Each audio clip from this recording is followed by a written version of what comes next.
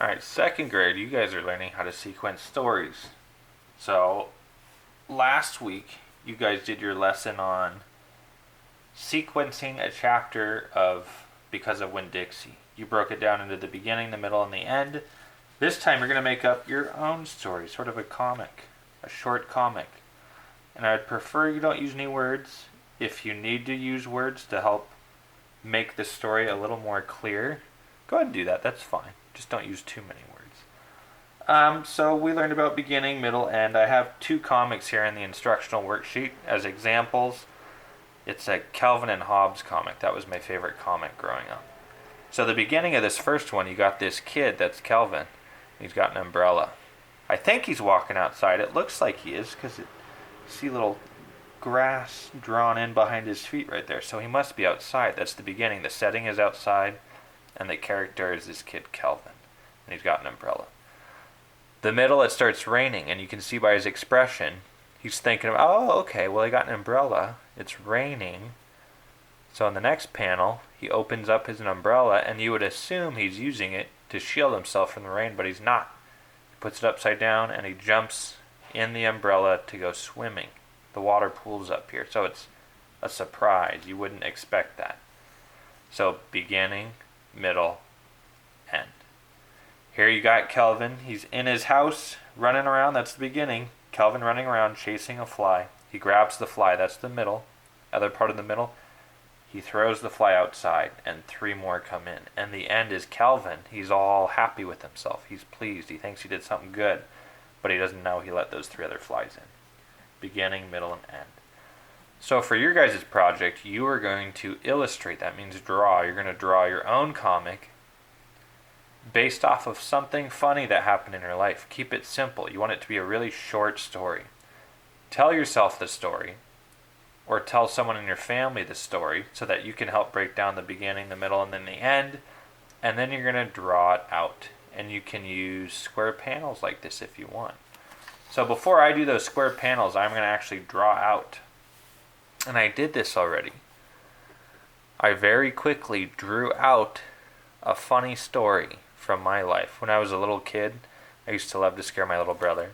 And I don't encourage you guys to do this to your siblings. This is mean, but I thought it was really funny when I was a kid.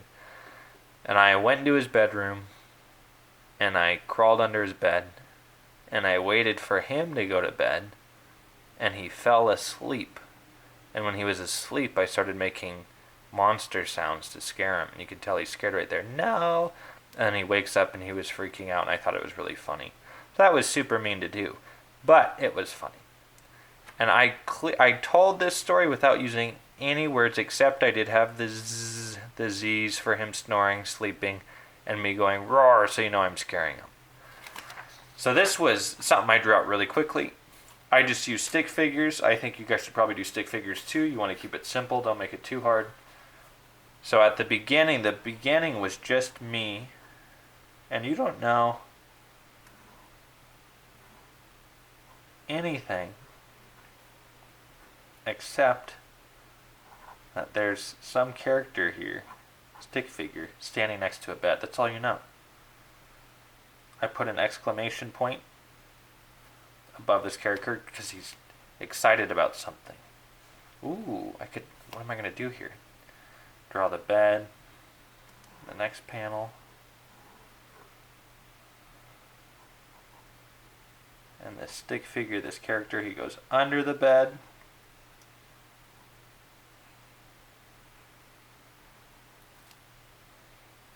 He's waiting. So you're like, what? Why did this guy go under the bed? Draw the bed again. Stick figures. Still under the bed. And then there's a new character that comes in. So beginning, this guy standing next to a bed. For some reason he goes under the bed. You see this guy still under the bed, and then a new character comes in. Huh. I'm going to start down here.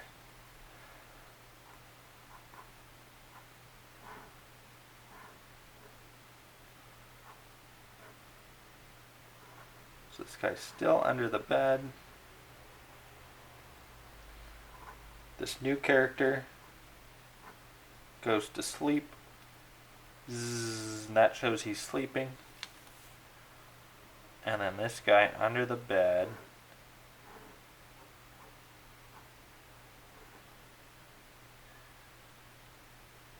Have his mouth opening up. He goes. Roar. And this new guy is freaking out. Ah! See his arms in the air, his legs in the air. No! He's scared. And what's going to happen? What's the end sequence here? It's the last thing that happens. It's this guy down here. He thinks it's funny. Haha, I scared him. And this character's standing up going, no! He's super scared. So beginning, some guy's looking at a bed. The middle, he crawls under the bed. He waits for this character to go to bed. I forgot my pillow right here. That character goes to bed, sleeping. He's waiting for him. And then he screams, roar, like a monster. And this new character is going, no, very scared. That's the whole story. Very simple. I just use stick figures. I'm figuring out, this was really hard to do. I'm figuring out how to tell a story without really using words and just drawing pictures. How to break it down into the beginning, where I introduce the character visually. That's all I do. Show the middle of the story visually. And then the end of the story, just using visuals. That's not easy to do. And if you want, just like with this example, these two examples, you can do little squares around the pictures. You don't have to use a ruler. Uh-oh, my pen's dying here. You can eyeball it if you want. That's up to you.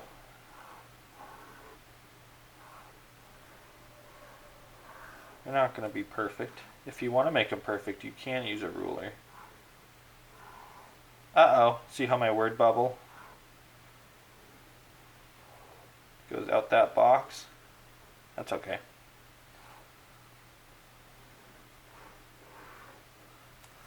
There we go, I got my own little comic. Alright guys, that's it. Thank you.